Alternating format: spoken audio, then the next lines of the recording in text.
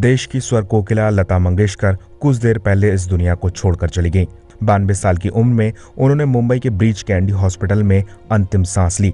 8 जनवरी को कोरोना होने के बाद उन्हें अस्पताल में भर्ती कराया गया। बाद में उन्हें निमोनिया भी हुआ।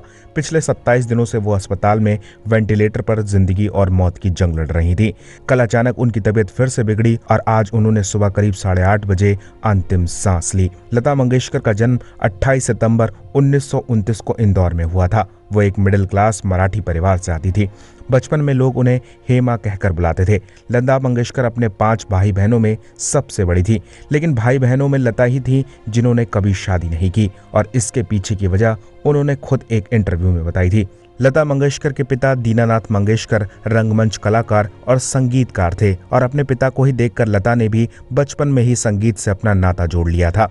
जब तक लता के पिता जिंदा थे तब तक उनके परिवार में सब कुछ ठीक था, लेकिन किस्मत को कुछ और ही मंजूर था। जब वो 13 साल की थी तो उनके पिता का साया उनके सिर से उठ गया। पिता के बाद वही थी जो घर में सबसे बड़ी थी, और इसी वजह से सारी जिम्मेदारी उनके छोटे से कंधों पर आ गई थी। पिता के निधन के बाद लता मंगेशकर ने घर की जिम्मेदारी निभाते हुए बाहर कदम रखा। इसी वजह से उन्हें अपनी पढ़ाई भी बीच में ही छोड़नी पड़ी। लता मंगेशकर घर की जिम्मेदारियों को निभाने की वजह से कभी शादी नहीं कर पाई। इस बात का खुलासा उन्होंने खुद एक इंटरव्यू में किया था, जिसमें उन्होंने बताया था कि उन्होंने कई बार शादी के बारे में सोचा, लेकिन भाई बहनों की जिम्मेदारियों की वजह से वो कभी शादी करने का फैसला नहीं कर पाई। उनकी पूरी जिंदगी भाई बहनों की जिम्मेदारी उठाते हुए ही कटी। यही वजह थी कि सभी भाई बहन उनका बहुत सम्मान करते थे।